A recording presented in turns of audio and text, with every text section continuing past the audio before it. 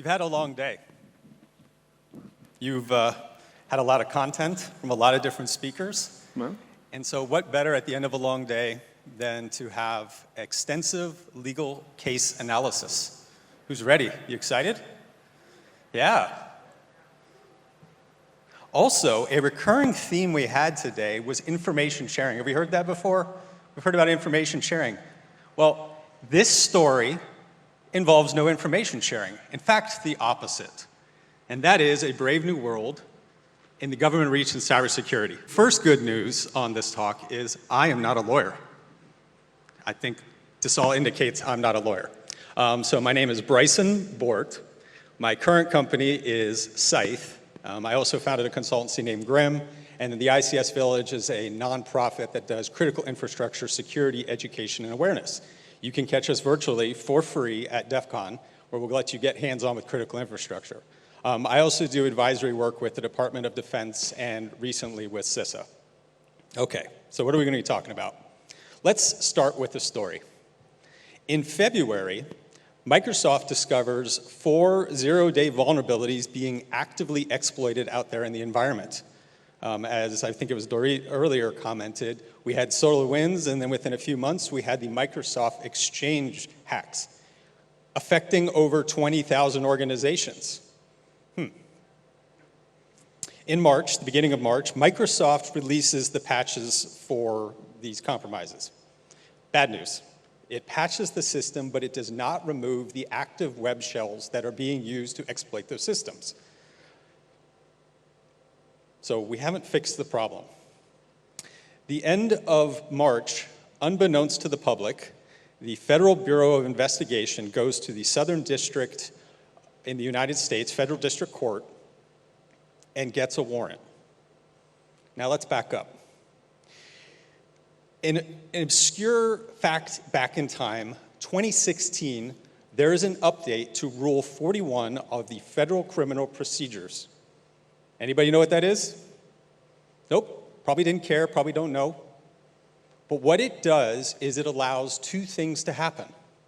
1, the US law enforcement can now do remote search and seizure of computers, and 2, they don't have to go to every district court to get that permission.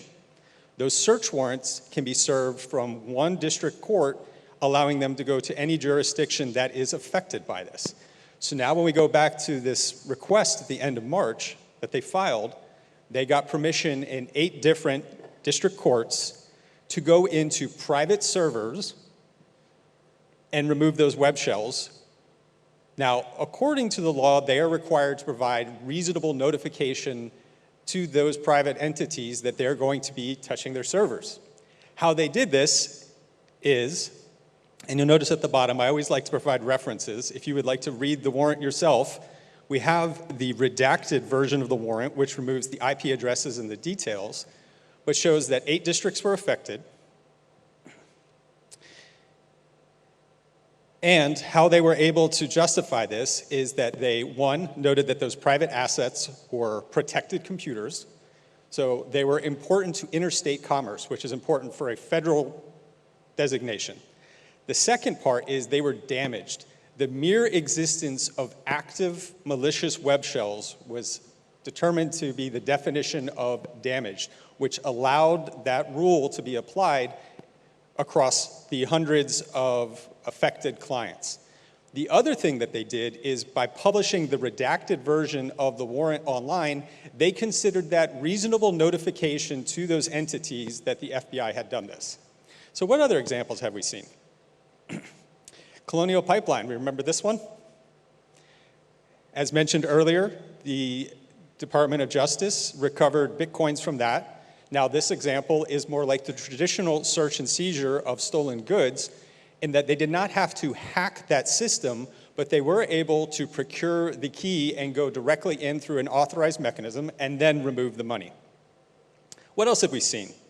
We have the Olympics that are now happening again this year in Tokyo, and several years ago, the Japanese were very concerned about the Internet of Things and it potentially affecting the vulnerability of security in their country. And so what originally was billed that they were going to go out, scan, and make these changes, but it came back from that a little bit. And what they're doing is they are scanning for known vulnerabilities that are out there on consumer devices, and then working with the ISPs to notify those consumers of known vulnerabilities. If you've ever looked at the state of IoT security, if you think it's bad in enterprise with the stuff that we spend billions of dollars on, what we do with our own devices at home is far worse. It's bad. So, first challenge we have here is that we live in a developed modern society that rests critically on that computerized infrastructure to succeed. We live in the glassiest houses. You've ever heard that expression, right? Don't throw rocks if you live in a glass house. So this is our first concern, is that we have to be careful about what we're doing because there's more of us than there is of those folks that we can try to change their calculus. So we have examples of public-private partnership. We have examples where ISPs, large companies like Microsoft and Amazon, have coordinated with legal enforcement to identify and remove, particularly around things like botnets. So the command and control infrastructure that's in between the attack campaign that's happening and the criminals that are taking this. And so that's an example of what we've already seen. All right, so I'm putting a framework here, and of course I only had 13 minutes to talk up here, so I can't go into a lot of detail, although we do have time for some questions. And so I kind of wanted to break down, how do we look at government intervention in the cyber realm, which of course with the legal implications of what we've already seen. So the first, which is I think is no surprise to anybody, is going to be, oh, and by the way, the colors come from my time when I was an Army officer. I break the whole world down into blue are the good people, red are the bad people, gray is everything that red uses to get to blue. So, of course, the provenance of offensive security is primarily a government function. And as we would say that in the military, the goal is that we want to get into the adversary, the red's decision-making loop, to avoid strategic surprise. We want to stop them before they launch something that might hurt us. We want to understand where that command and control is terminating, because that's going to indicate that those campaigns are happening. Then in the middle in this gray space, we kind of have a combination that meets several different things. First, from the perspective that blue is going to be geographically in a country. So for this example, a US company is being affected and that command and control infrastructure is elsewhere. The US government is going to collaborate with foreign governments and law enforcement to try to effect takedowns on those assets. The other example we have here is, and I like to always give kudos out to private industry where it really steps up, is examples where private industry has on its own gone out and taken these assets online because they're private assets. If you're using my assets, if you're using my cloud infrastructure, if you're using that as bounce nodes to do something malicious over here, I don't need something from the law or from government to just take that offline on my own. And we've seen a very proactive example of that in private industry. I think a lot of times in cybersecurity, we don't celebrate the wins. That is a win. Now, domestically, what can we do domestically? So we have this new example that just happened here in April with the FBI against several hundred private assets. And so what is the scope of that, right? What kinds of approvals are required? In this example, we have something very specific with Rule 41, but as we know with the law, and particularly with the fact that we only need, in this case, one district judge to make a decision that could potentially be done somewhere else, we still have some questions about what is that kind of scope. And on the next slide, we're going to go into that. What are the requirements for that law enforcement to communicate to the private sector what they're about to do before they do it? And this is going to have some other considerations that we need to walk through. And then finally, the liability.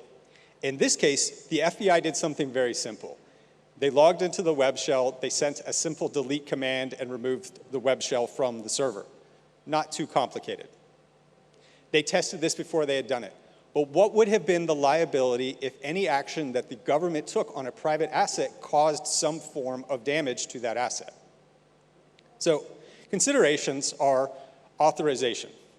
So a priori, in this case, the requirement is that the FBI had to provide the exact details of a scan of those assets they did to prove that they were compromised and, in quote, protected and damaged to get that.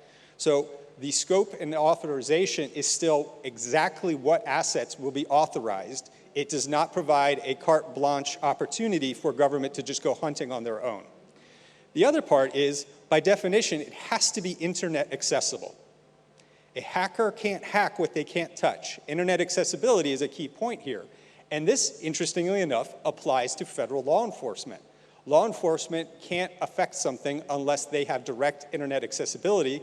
Otherwise, we get the Hollywood movie reference of the FBI showing up wearing their their blue jackets. We talk about liability. What happens if something goes wrong? What's the scope of that? The requirement to communications. And then, of course, since we live in a world where countries and companies and those assets are not so simple, right? A US company could have assets in Israel. What are the requirements when we start looking at the geography, which is a challenge we run across all the time in the law of armed warfare and what we're looking at in cybersecurity, because these transcend physical boundaries.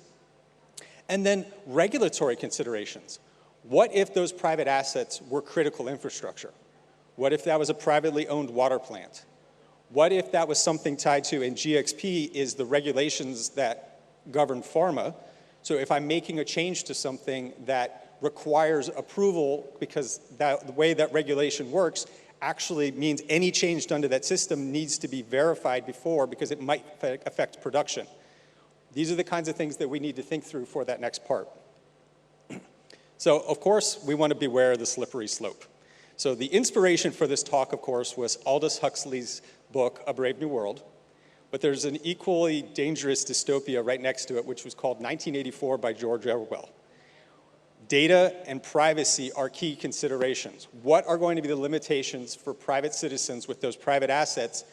What are going to be the liberty protections if there is something else discovered in the course of getting one of these authorizations? The search warrants can allow you to copy from those assets as a part of that remote access. What if they copy something that might be incriminating to some other crime that we're not aware of?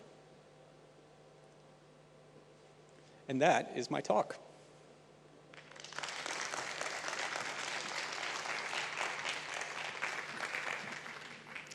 Thank you so much. I have a question for you. I have just one question for you, if that's okay. And the question is, what's next? Make sure you don't connect anything to the internet. What's next is currently at the Council for Europe, there's the Treaty of Budapest. And what they're doing is there's this concept today, which is how law enforcement agencies work together. And it's called, I'm just going to pronounce the short name, MLAT, which says, hey, if I'm serving something, I'm going to, we have an agreement, and that's how we're going to manage investigations together. What the Council for Europe is considering is that among among countries that are partners in this treaty, a warrant served from one country will be immediately accessible directly to who it's being served on another country. So in terms of being able to speed up the process, that cooperation in trying to respond quickly to, because of course this stuff moves very fast, right? The speed of cyber is quick. So instead of letting the process get in the way, they'll be able to serve a warrant directly on those private assets. Now tie this back into what we've seen with Rule 41. That means theoretically in that situation that law enforcement would be able to directly access private assets for search and seizure without prior notification. Sounds amazing. Thank you so much for your talk. Thank you for taking the time and answering the question. And I hope you enjoy the Israeli weather. Thank you. Thank you.